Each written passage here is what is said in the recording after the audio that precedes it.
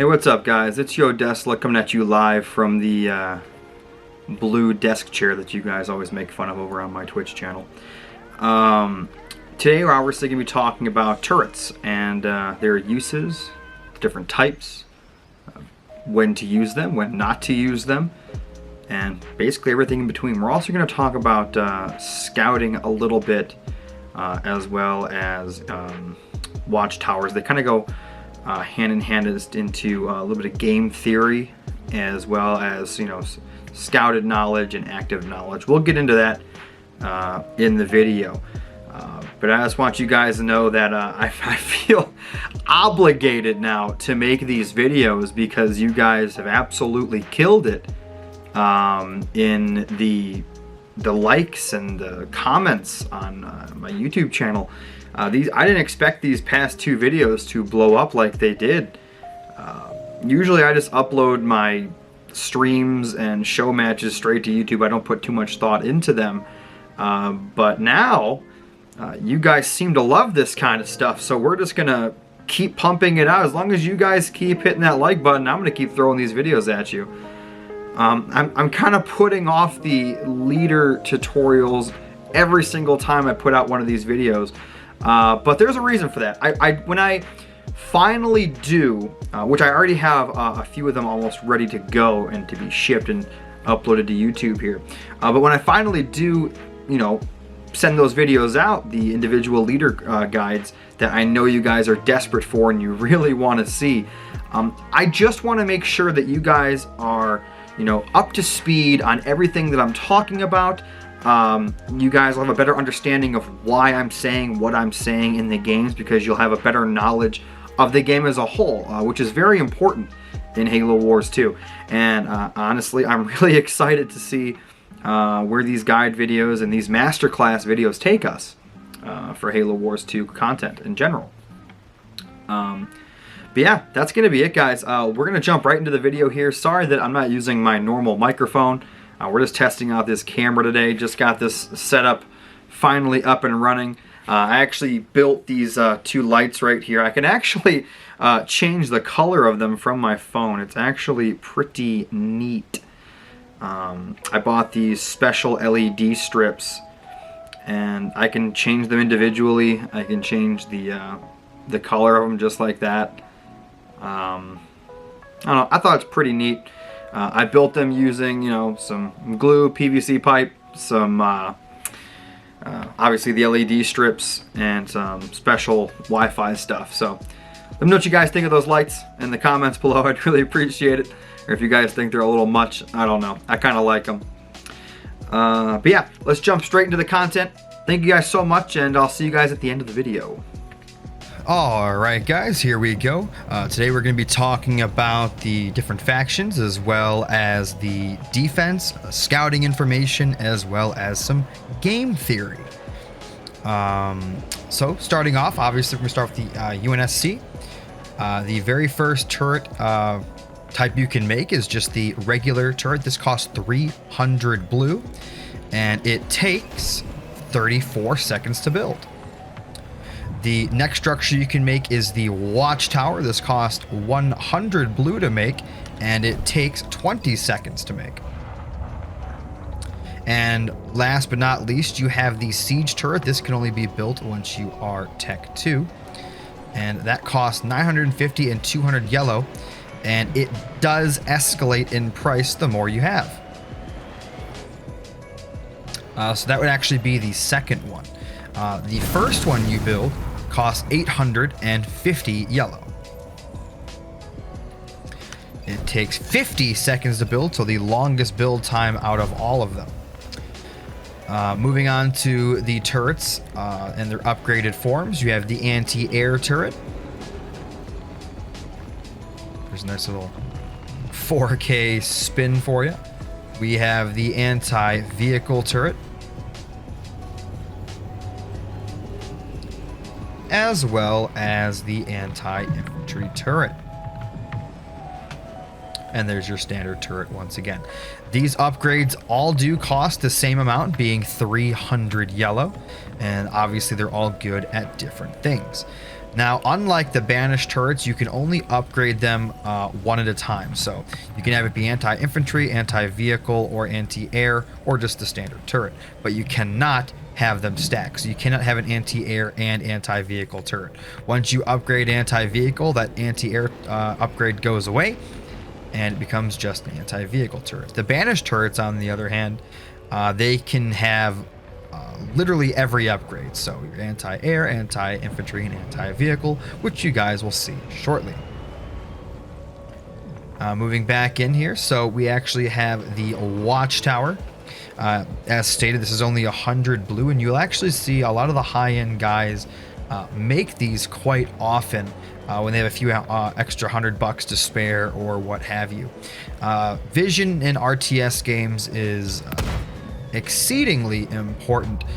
For here's a reason. I have Fog of War off for this demonstration, but however, having vision, especially for siege type units as well as siege type structures such as the siege turret and mega turret, the further away you can see, the quicker those siege will actually start shooting.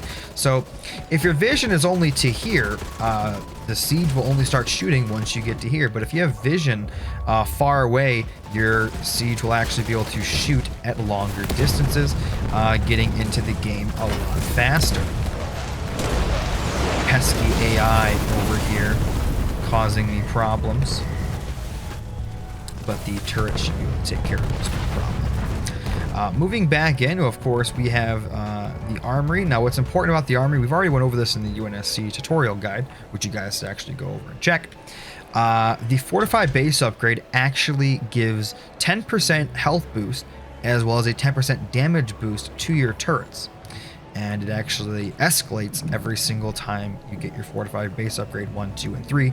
It just gets better, better, and better, and that accounts for all types of turrets.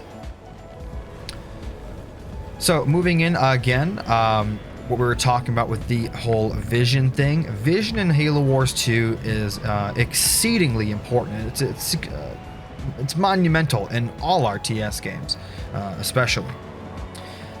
A quick example would be having a bunch of watchtowers on this base would give you vision probably to around here. And what that'll do is, say your opponent has like an army in the middle of the map and you have an army over here and you're kind of just at a stalemate or whatever, but they decide to send some units, or their whole army in fact, through this teleporter to here. And they start coming up the ramp. That vision that you have from being able to see to here gives you that much more time to react to an army coming up behind your base that you wouldn't see otherwise because you have vision. So that's just one little example of why vision in this game is super important, but I'm sure you guys can, put your thinking caps on and think of some other great ways to use that. Now, moving into the 3 different types of theory in Halo Wars 2, but in RTS in general. Of course, there is game theory, there is scout theory, and then there is active theory.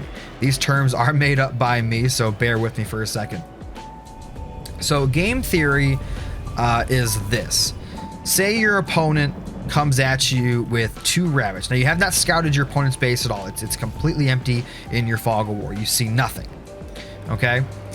You see that your opponent has 2 rabbits out on the map. Now, with game theory, you can deduce that your opponent is going for a scout spam instead of infantry, or vice versa.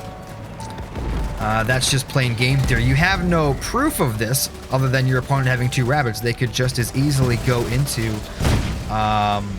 different things such as infantry, or maybe like flamers or jump pack brutes. You guys get what I'm talking about. So very important to understand that game theory is the least conclusive, but it's very useful, and at the top tier, players usually use game theory to craft what they are going to do in the game. Now we have scout theory. Say I scout this base. It's in the Fog of War, okay? I come in, I scout, and then I leave. Looking at the base, what we can see is an air pad and a garage. Now, you can deduce that this player is going air of some sort and vehicles. But you still, once again, have no proof of that other than them having these structures. They could easily have an air pad or two, and maybe they just make a few Nightingales and they're spamming combat tech Marines from all their mini bases and bases. So you're preparing for an all-out air assault when in fact it's just a few Nightingales and a bunch of infantry that you're not going to be prepared for. So that's scout theory. So you deduce what your opponent has from scouting them and seeing what they have early on. So a very strong point for scout theory would be, say you're against, a great example would be Colony. You go scout their base early on, 2-3 minutes, you see that they have a barracks on their main. Now, obviously it's not guaranteed, but you can safely assume that Colony player is building Goliaths early on, and you should probably prepare for them. And finally, we have active scouting. That's when you physically see the units that your opponent has. Okay, there's no more theory involved here. There's just pure scouting. There's no more theory. So what we were just talking about was actually scout theory, and now we're actually into active scouting. So active scouting is actually seeing what you're going to be countering. Game theory is, as I said, you see a few units on the field, but you don't know what your opponent's actually building, but you deduce what they're building by what they have. And then the middle one, which is level 2, would be what we just talked about with seeing the structures, but not actually seeing the units. So that is scout theory. But active scouting is physically seeing what your opponent has and scouting and acting accordingly. That's why it's called active scouting. So you want to act accordingly and prepare for what your opponent has. So keep that in mind. Obviously, players at all levels can do active scouting, but the lower the level, so like the level 1 we talked about, it starts to get a little bit more complicated and a little bit more into, as I've stated, theory. So keep that in mind. A lot of the top players, they're just naturally good at this. You get better at this over time at just playing the game. So don't get discouraged if you make a bad call. Like you see something and you prepare for it and they just don't do what you think they're going to do. That's okay. You'll learn from that mistake, and that's why active scouting is super, super important. I think that's going to be it for that portion, and we're going to move now on over to the Banished and talk about their turrets. See you in a second. Alright guys, welcome to the Banished portion of the video. This part should go by quickly because we've discussed almost everything during the UNSC portion. So, moving in, here we go. The first turret you can obviously build here for the Banished is your plain little simple turret. Not the biggest HP bar, but you know, gets the job done. Obviously, you can also build a watchtower. Does the exact same thing as the UNSC watchtower. It can detect stealth, and it gives you vision. The vision stacks the more watchtowers you get, however, the detection range does not. Moving into your Tech 2 structure, which is going to be the shield generator. You all know what this is. All units and structures underneath are protected by the shield generator from all types of harm, except for ice, which is interesting. Not sure if it's a bug or what have you, but it is what it is. You can still freeze stuff when it's under a shield. Another interesting note is Nightingale smokes do not work under a shield generator. Moving into your Tech 3 structure, and your final structure for the Banished is the cloaking generator. So everything underneath its shroud is cloaked, structures and units included. It is important to note that the cloaking generator bubble that's around the base is actually a little smaller than the shield generator bubble, so keep that in mind. This bubble here is the shield gen bubble. It is not the same thing as the cloaking gen bubble. You guys can actually see, if you look real closely here, that's the power of 4K, I suppose. That line right there is actually the cloaking bubble, and this line is the shield bubble. I'm actually going to blow a lot of people's minds with this, because most people actually don't know that there's two separate bubbles for that, because it's really hard to see. But yeah, the cloaking gen bubble is smaller than the shield bubble. Let's go over here to test out the times. Cloaking gen is 45 seconds. Shield gen is 45 seconds. Important to note that shield generator prices do stack. Now, these are actually cheaper for me because I am Atriox and I have fortifications. But normally, it's 600, 200, and these are 300, and these are 100, and obviously cloak gens are 775. Yeah, so as I said, 45 seconds for those. Watchtower is 20 seconds, and your turret is 36 seconds. Actually, not sure if fortification makes those build faster. Oh yeah, so turrets actually build faster, so I think they're normally 40 seconds to build those, but I could be wrong. Moving on now to the Banished turrets with their upgrades. Now, this is the anti-vehicle turret. This is the anti-air turret. And then this is the anti-infantry turret. Now, as stated in the Unit C portion about the Banished turrets, that little tidbit of information, Banished turrets can get all of their upgrades at the same time. So this is anti-vehicle, anti-infantry, anti-air, and has the standard turret as well.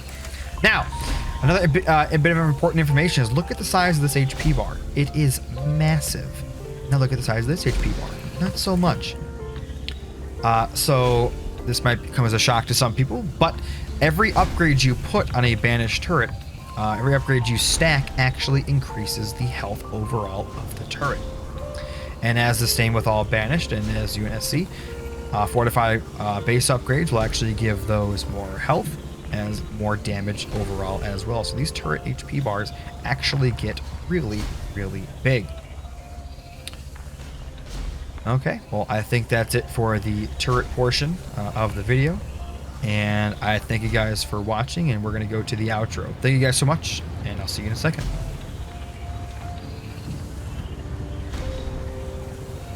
Alright guys, hope you guys did enjoy that. Put a little bit of time and effort into it just to, get you guys up to speed on the whole defense and, scouting and vision thing. I think I'm running out of ideas to put in between the main videos and the guide videos, so you guys should be expecting those soon. I think the first video I'm going to be doing is Kinsano.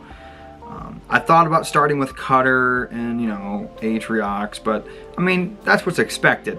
So I thought I'd throw a curveball in there and just kind of do random leader after random leader until the end. But if you guys have a certain request for a leader guide, I mean, by all means, put it in the comments below. If there's a specific leader that gets the most thumbs up, I'll put that video out first, because at the end of the day, I do this stuff for you guys. So yeah, that's it. Hope you guys have a great day. Hope you guys enjoyed this video. Obviously, hit the like button, comment, subscribe to my YouTube channel. I guess we're going to try to blow this up here. And obviously, I'm live almost every single day over on twitch.tv/Yodesla. That's my main source of content. And yeah, that's it. Links to all my socials will be below, as well as some links to the probably previous videos and all that stuff, as well as other information.